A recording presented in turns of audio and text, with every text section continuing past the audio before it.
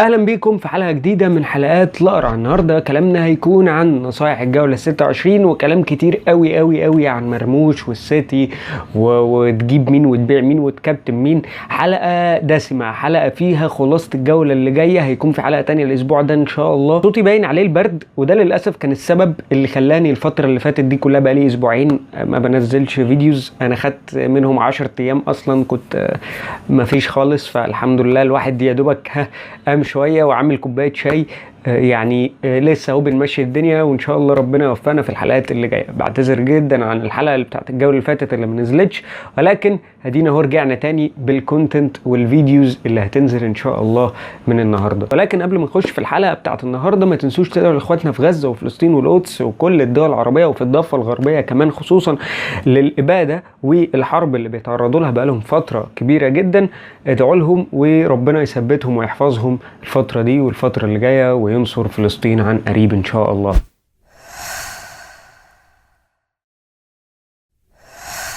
خلينا نخش فيه على طول الجوله اللي فاتت واوريكم تشكيلتي انا عملت ايه. طبعا انا لسه باقيلي ماتش استون فيلا وليفربول ده بس اللي باقيلي فيه الجوله دي، ولكن بشكل كبير قوي الجوله بتاعتي خلصت. انا جبت 56 نقطه، باقيلي 3 لعيبه صلاح وجاكبو، ومفعل الاسيستنت مانجر على ارني سلوت. باقيلي بس قدام استون فيلا 3 لعيبه يعتبر، او لاعبين ومدرب يعني. كلام كتير قوي ان جاكبو مش هيلعب الماتش ده، فده هيخلينا ناخد كلام اكتر عن الجوله اللي جايه لحد ما نشوف ايه اللي هيحصل قدام مانشستر سيتي او اللي بعدين، علشان حتى البلانك بتاعهم قصاد الجوله 29 مش هيلعبوا ماتشات، فنشوف ايه اللي هنقدر نعمله قصاد جاكبو. وهنتكلم في النقطه دي بالتفصيل على كذا لاعب تاني تحط عينك عليهم، فاستنوا شويه. طيب ده بالنسبه لحته اللعيبه اللي باقيه لي. انا جبت كام؟ جبت 56 نقطه، عليت في الرانك بشكل كبير عن الجوله اللي فاتت، عليت 800,000 مركز من ساعه ما فعلت الاسيستنت مانجر. فالموضوع بالنسبه لي دخل في وضع كويس نوعا ما. كان بقالي كام جوله بعلى 300 400 500 بالكتير قوي، اول مره اكسر حاجز ال 600 وال 700 الف مركز في جولتين ورا بعض، فدي حاجه بالنسبه لي كويسه جدا. وانا لسه ما خلصتش، انا باقيلي اوريدي 3 لعيبه. حراسة المرمى انا بالنسبه لي الثالث عندي. ابتدينا نشوف ان الفريق بتاع نوتنجهام فورست يرجع مرهق تاني. جاب 3 نقط. عندك اولا اينا نفس الكلام، ما خرجش بكلين شيت، ف اداؤه كان سيء الحقيقه، بقاله كام ماتش مش بيلعب بشكل كويس. جنبه جابرييل اللي ابتدينا نشوف الكلين شيتس بترجع تاني لارسنال، فالموضوع ابتدى يكون بيتحسن بشكل كبير.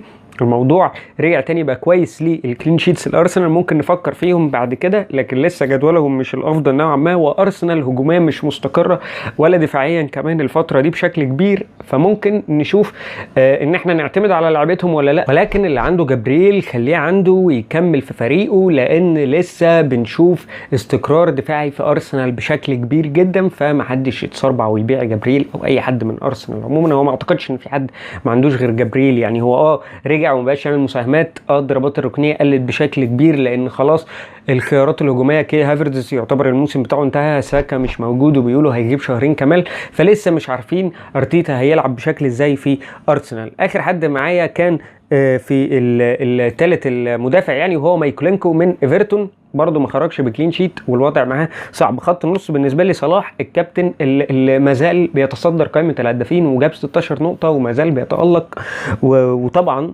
يعني بصراحه اداء ولا اروع. جنبه بالمر اللي بفكر ابيعه بشكل شخصي، لكن انا مش لاقي بديل ليه، وهنتكلم بشكل تفصيلي برضه في الفقره اللي جايه واللي بعدها. برضه جاب نقطتين او 3 يعني. بالنسبه لي ما حدش عمل حاجه. امبويمو نفس الكلام، سيمينيو عمل اسيست بس خرج ب4 نقط. فالموضوع بالنسبه لي اللي هو يعني خط النص بقى ملط خالص، ما بقاش فيه ناس غير بورنموث بس. لعيبه بورنموث هي اللي بتأدي بشكل كويس وجنبهم صلاح، حتى ما بقاش فيه لويس دياز. جاكبو كل الليله دي كلها انطفت، فده عيب خط النص الجولتين 3 اللي احنا فيهم، ان هو ما بقاش فيه لعيبه بتأدي بشكل كويس من اي فريق غير صلاح ولاعيبه بورنموث. وطبعا انت مش هتجيب كلويفرت وسيمينيو وترادونجو، فكل الكلام ده ما اعتقدش ان انت هتدخل بثلاث لعيبه من فريق واحد بس. هي ممكن بصراحه وحلوه جدا وتقدر تعملها عشان المدرب كمان بيلعب بخيارات هجوميه وبيعتمد عليهم وبيلعبوا بشكل اساسي وبيلعبوا وقت كبير جدا من الماتش، فتقدر تفكر فيهم. لكن الثلاثه من فريق واحد وفي نفس المركز كمان، فده خطر كبير جدا يعني، وما برشحهاش. عشان كده خط النص انا سايبه بايظ عندي، وتقريبا في كل الفرق خط النص بيكون بايظ ومش احسن حالاته. عندي في خط الهجوم ايزاك الخازوق بنقطتين، كريس وود الخشبه بافضل حالاته ولسه بيجيب اجوان ولسه بيأدي، اللي خرج ب9 نقط، وجاكبو المصاب اللي مش هيلحق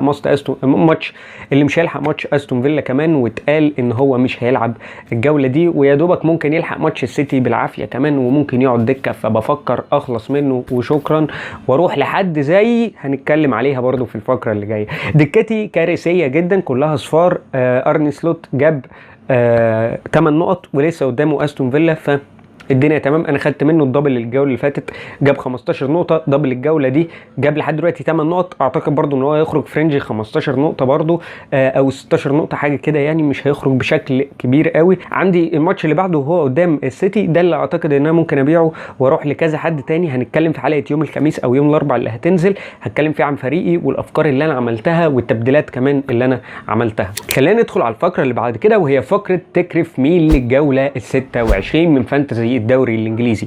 اول لاعب معانا تكرف له ولو معاك هو اماد ديالو من مانشستر يونايتد، اصابته طويله لسه عامل عمليه.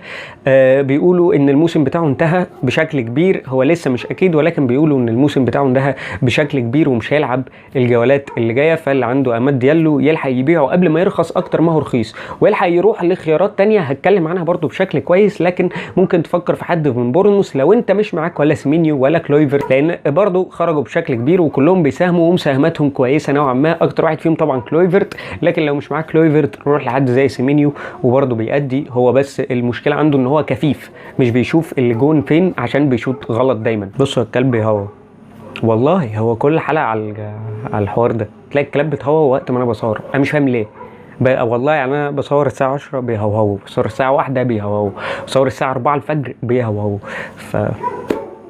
مش عارف، انا قاعد مستنيهم يسكتوا بجد. انا اهو هعمل ايه؟ طيب خلينا نلحق نتكلم قبل ما يرجعوا يهوهوا تاني. المهم ان احنا عندنا لويس هال من نيوكاسل، وده تاني واحد تبيعه بعد اماد ديالو، لان خلاص الفريق بقى مرهق بشكل كبير.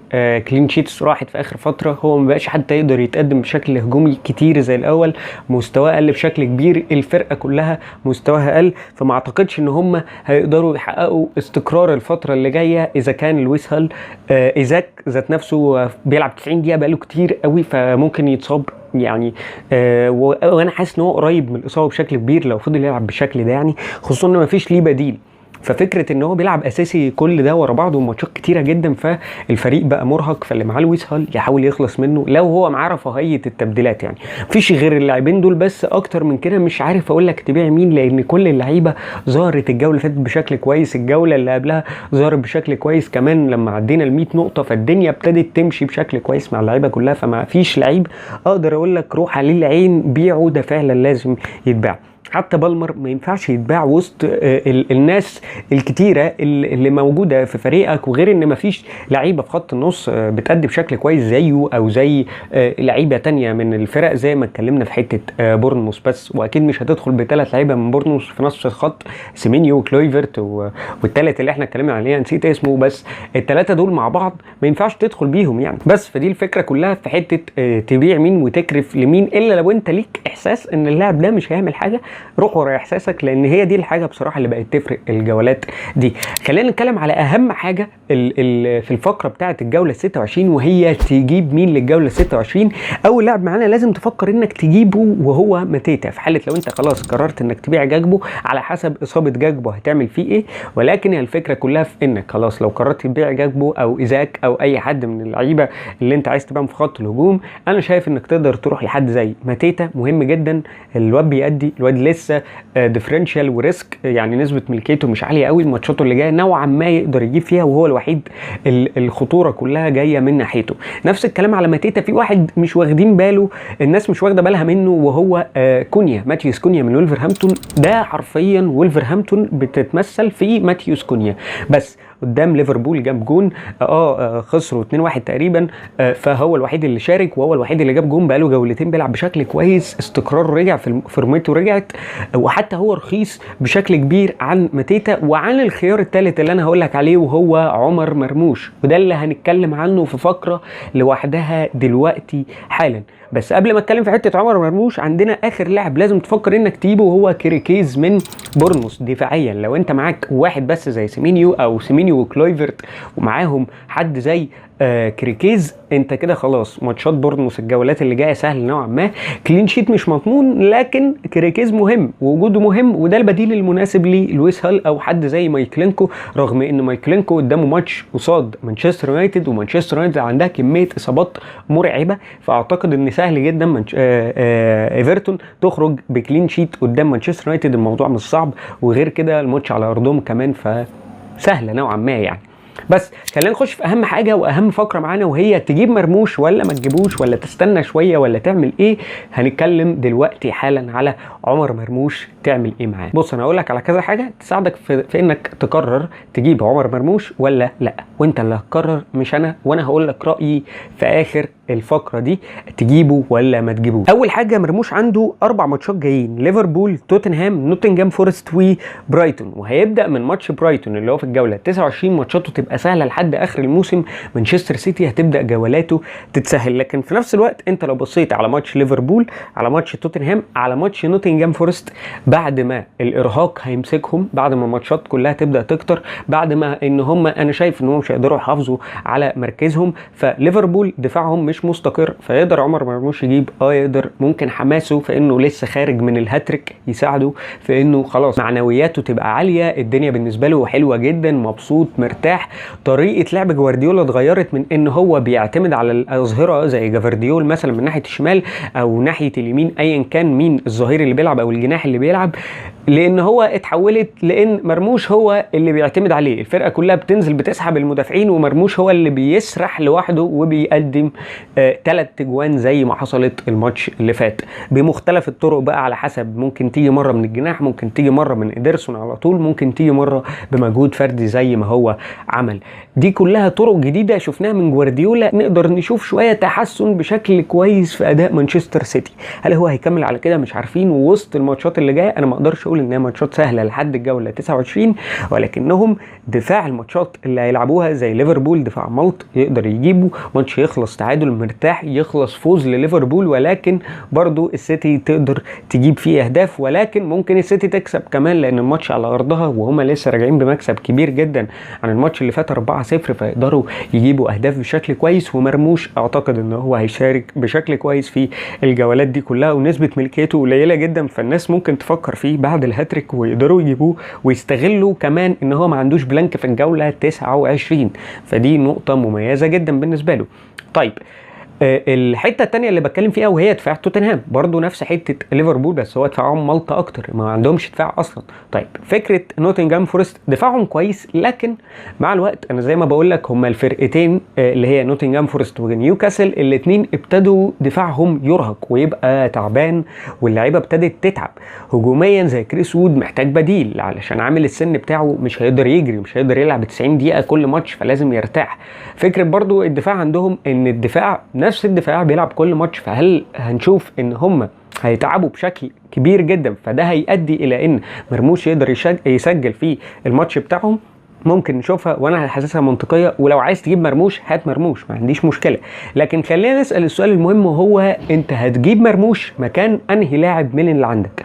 معظم اللعيبه اللي عندنا هي بتعتمد على 3 لعيبه، إيزاك، كريس وود، والثالث مختلف، يا اما ماتيتا يا اما كونيا يا اما اي حد بقى من الناس اللي عندك، غالبا هيكون جاكبو او ماتيتا. طيب لو هو جاكبو، ماتيتا طبعا يعني خليه ممكن تستنى عليه شويه لحد الجوله 29 فتشوف ايه الدنيا معاه، ولو الدنيا تمام هات مرموش، لو الدنيا مش تمام خلاص شوف اللي يريحك انت مع ماتيتا. لكن الموضوع مع جاكبو وده اللي بيخليني مايل اكتر، لان انا لو معايا تبديل اقدر اسيب جاكبو واروح لحد زي عمر مرموش واسيبه واسرح بيه بقى شويه لحد اخر الموسم واخد منه شويه النقط بتوعه، لان حاسس ان مرموش جاي كده كده وماتشاته اللي جايه هتبقى حلوه، وهو ذات نفسه هيبقى فايق بشكل كبير قوي قوي قوي، وهيبقى حابب ان هو يقدم اداء كويس وسط بعد ما هو خرج من هاتريك من الماتش اللي فات. لا انا عايز اجيب تاني وتالت ورابع وخامس واخرج كمان يا عم، وليه ما اطلعش حتى للهدافين. مش لازم ابقى الهداف مع صلاح، ولكن يعني اكثر حته ال10 تجوان في اخر الماتشات اللي باقيه من الدوري الانجليزي، واعتقد ان هي سهله بالنسبه لعمر مرموش خلاص، يعني هي فتحت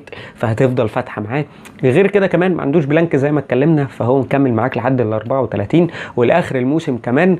جولات مانشستر سيتي مرتاحه، وهم اصلا مانشستر سيتي بتفوق في اخر جولات في الدوري الانجليزي. لسه مش عارفين، عايزين نشوف جوارديولا هيعمل ايه الفتره اللي جايه. عايز يضمن مقعد من المقاعد الاوروبيه خلاص، يعني هو مش ضامن الدوري مش مشكله، بس مش عايز اخرج بره التوب فور، فعلى الاقل ابقى ضامن ان انا اعدي من نوتنجهام فورست، لان ده ماتش هيكون كويس جدا، وهيعتمد على مين بقى خلاص اللي هيحسم المقعد اللي هو الثالث او الرابع او الثاني كمان مع ارسنال بعد اصاباتهم. في كلام كتير، ولكن انا برشح لك مرموش. عايز تجيبه؟ انا رايي هات مرموش لو انت معاك جاكبو وقررت انك تبيع جاكبو، لان كمان جولتين 3 ايزاك هيكون عنده بلانك، فهتبيع ايزاك، وممكن كمان مع ان هو مرهق فيتصاب، فانت ورزقك. وحتى لو ما اتصابش فهو بقى مرهق، وفي اخر 4 ماتشات هو خرج ب3 بلانك بس. فهي الفكره كلها في ان ايزاك مستواه رجع جدا، فتقدر تجيب مرموش مكانه بشكل كويس. وانا موافق على فكره وجود مرموش بسعر 7 مليون، ومش عارف بصراحه، يعني انا محتار هو ولا كونيا ولا ماتيتا. انا شايف اروح مع الريسك مع عمر مرموش، سعره حلو من مانشستر سيتي وبيجيب وشغال، بس انت ورزقك في الحته دي، ودماغ جوارديولا هي اللي هتحسم في الاخر، والأقرع هو اللي هيحسم. فقره لازم ازودها في حلقه النهارده، وهي تصبر على مين. لاعبين بس هكلمك عليهم، وهو امبويمو وبالمر. الاثنين دول موجودين عند معظم الناس، والناس قلقانه من انهم ما يلعبوش الجوله اللي جايه بشكل كويس، وخلاص بقوا يخرجوا بلانكات بشكل كبير، وناس كتيره قوي ابتدت ان هي تكرف لمبويمو وتكرف لبالمر علشان سعرهم الغالي، ويبتدوا يروحوا لناس ارخص. انا مش عارف هم بيروحوا لناس ارخص زي مين، يعني حتى فودن من مانشستر سيتي مفيش، حتى يعني الناس كلها بقت تروح يا اما لصلاح، لان هو صلاح بقى تمبلت عند كله دلوقتي، وعندك لعيبه بورنموث، فانا هروح لمين؟ ميتوما مثلا مش بيعمل حاجه بشكل كويس. مين؟ ماديسون من توتنهام مش دايما بيلعب بشكل كويس. كلوزفسكي نفس الكلام. فانا ما عنديش حد احط عليه العين واقول ان ده فعلا بديل لبالمر، ده فعلا بديل لمبويمو. والاثنين ماتشاتهم اللي جايه مش صعبه، يعني الاثنين يقدروا يسجلوا. هي فكره تشيلسي بس مش اكتر، ان هما ان انا حاسس ان عندهم عجز كروي في كل حاجه، الاثنين ما بيعرفوش يلعبوا، فيش فرقه بتلعب، ماريسكا ميت هو العيال، حاجه غريبه انا مش فاهمها في تشيلسي. فاستنوا عليهم شويه، كده كده الاثنين ما عندهمش بلانكات في الجوله 29، فاستنى، انت محتاج كل لاعب يلعب في الجوله 29 عشان تحاول توفر الفري هيت بتاعتك لاخر الجولات بتاعتك كمان. فخلينا نخش في الفقره اللي بعد كده، وهي من اهم الفقرات للجوله اللي جايه، وهي تكابتن مين. لو هتكابتن حد غير صلاح، ده الكابتن المضمون. انا هخش في كابتن ريسك على طول، لان صلاح بيحب مانشستر سيتي بشكل كبير، والماتش على ارض الاتحاد، على ارض مانشستر سيتي يعني، فيقدر صلاح يسجل، وهو بيحب التسجيل في الفرق اللي زي دي، وخلاص بقى واخد فورمه فهيقدر يجيب. فغير كابتنة صلاح تقدر تروح حد زي كابتنة ريسك زي كريس وود قدام نيوكاسل. اتكلمنا ان دفاع نيوكاسل مرهق بشكل كبير، كريس وود متألق، جاب 9 نقط الجوله اللي فاتت، يقدر يسجل ولكن هو كابتن ريسك، لان مفيش حد هيبقى زي صلاح بصراحه الجولات اللي جايه كمان. جاكبو خيار كويس لو انت ضامن ان هو يلعب اساسي، لو مش ضامن ان هو يلعب اساسي بيعه يعني على طول، يعني عشان تخلص، عشان البلانك بتاع الجوله 29 يعني انت هتسيبه قدام مانشستر سيتي يعني، فممكن ما يلعبش، فهيبقى عندك جولتين بس هو اللي هيلعبهم، بعد كده يتباع، فيخلص منه على طول وانطر له وخلاص، يعني سيبك منه. اخر حد معانا وهو في الكابتن الديفرنشال، وهو عمر مرموش قصاد ليفربول. دفاع ليفربول يقدر يجيب فيه عادي، يقدر يسجل، فورمه، خد خلاص الحماس بتاع الجون، وهو في التصريحات اللي طلع اتكلم فيها قال انا حسيت ان انا وصلت خلاص مانشستر سيتي، حسيت ان انا خلاص حققت حلمي وجبت جون. ولما كلم ابو تريكه قال له ان هو مبسوط، وان هو خلاص حس ان هو حقق حلمه، وفي احتفالاته حتى هو شكله مبسوط جدا، فمعنوياته عاليه، فيقدر يسجل، يقدر يسجل. اللي مش مع مرموش الفتره اللي جايه، انا اعتقد ان هو هيكون خيار كويس، وتقدر تفكر فيه في سعره المنافس. بس كده، دي كانت حلقة حلقتنا النهارده فيها رغي كتير قوي قوي قوي وتفاصيل كتيره جدا، لكن كان مهم ان هي تنزل في الوقت ده. اشوفكم في حلقه جديده. لو الحلقه عجبتك اعمل لايك وشير وسبسكرايب وفعل الجرس عشان يوصلك كل جديدنا اول باول، واستنونا في حلقه جديده ان شاء الله الاسبوع ده هنتكلم فيها عن المراجعه النهائيه للجوله لاول مره في القناه هنا. ان شاء الله الحلقه تعجبكم. فعلوا الجرس، اعملوا كل حاجه بقى، فجروا الدنيا، عايزين نوصل لاكبر عدد من المشتركين يا جدعان. بس كده اشوفكم في حلقه جديده. سلام.